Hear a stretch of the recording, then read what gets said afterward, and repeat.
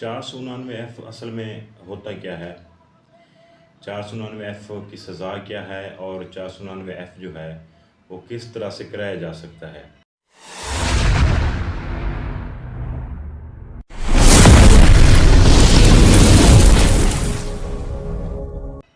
अस्सलाम वालेकुम। मैं हूं एडवोकेट माजिद हुसैन और आप देखें मेरा यूट्यूब चैनल। तो आज का जो हमारा टॉपिक है वो ये है कि अगर कोई शख्स बदनीति से किसी को चेक दे देता है और वो चेक चेक जो है डिसऑनर हो जाता है, उसके साथ डिसऑनर स्लिप लग जाती है बैंक की, तो उस पे कौन सा दफ़ा लगता है? वो है 499 FPPC। अब 499 जो है इसकी सज़ा 3 साल है।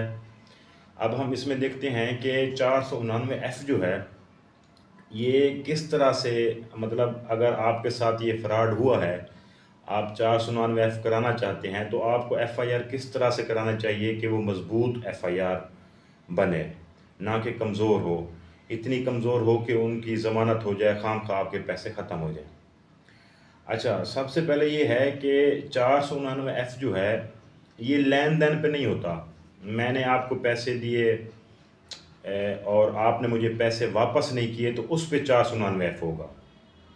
अगर लेन-देन का कोई मसला है, आप FIR करा भी लेते हैं, अगला बंदा ये चीज़ प्रूव कर गया कि ये हमारा लेन-देन था आपसी, उस पे इसने 499 कराई है, तो वो सिविल कोर्ट का मैटर बन जाता है। वो फिर क्रिमिनल मैटर नहीं रहता। FIR वो जो है ज़मानत ईज़िली हो जाती है, आपके पैसे ख़त्म हो जाते हैं।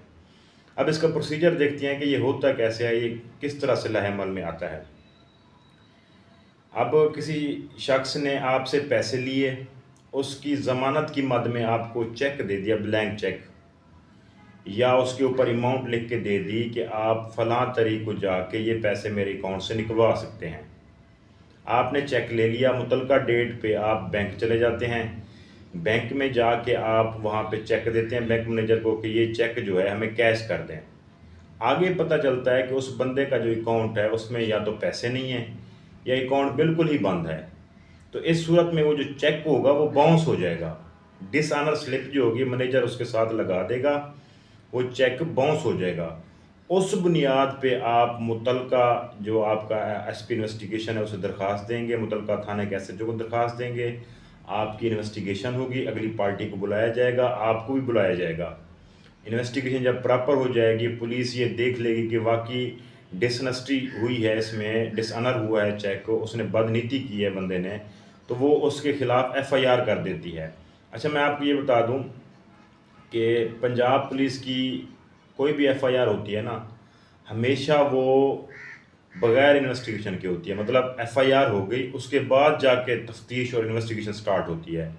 FIA में ये होता है कि पहले इन्वेस्टिगेशन होती है, फिर जाके FIR होती है। लेकिन 499 वहद ये मैटर है जिसमें पहले इन्वेस्टिगेशन होती है, फिर जाके पंजाब पुलिस उस पे जो है ना FIR करती है जिस बंदे ने डिसऑनेस्टी की है। तो उसके बाद FIR हो गई। तो ये बात याद रखिएगा कि लेन-देन का अगर मैटर आप शो करते हैं तो FIR आप करा लेंगे, जैसे कैसे करा के भी, फ़ोन करा के, सिफ़ारिश करा के, पैसे दे के, कुछ भी करके FIR हो जाएगी आपकी, लेकिन वो किसी काम की नहीं है। बंदा चंद ही डेटों के अंदर बगैर ज़मानत में चला जाएगा, ठीक है ना? इवन कि उसकी क़ब्ल गिरफ़्तारी, प्री अरेस्ट जिसे आप बुरी कहते हैं, वो भी कन्फ़र्म हो सकती है। जब वो कन्फ़र्म हो गई तो बात ही ख़त्म, आपका केस ही सारा कच्चा हो गया, आपके पैसे ही सारे मर गए। तो अगर उसे आप अमानत के तौर पे पैसे देते हैं, ये शो करते हैं कि अमानत के तौर पे पैसे दिए थे, और FIR का मतन होता है, जो FIR लिखी हुई है, तो उसमें आपने 2 गवाह भी लाज़मी लिखने होते हैं कि फ़लाँ-फ़लाँ बंदों के सामने मैंने पैसे दिए, किस जगह पे दिए, टाइम क्या था। ये चीज़ें लाज़मी लिख लेते हैं। इन्हीं बुनियाद पे फिर मुल्ज़िम जो होता है उसकी ज़मानत हो जाती है, आपके पैसे मर जाते हैं।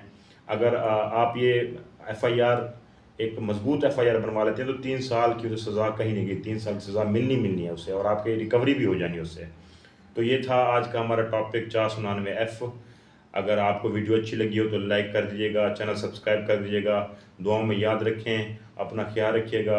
अल्लाह हाफ़िज़।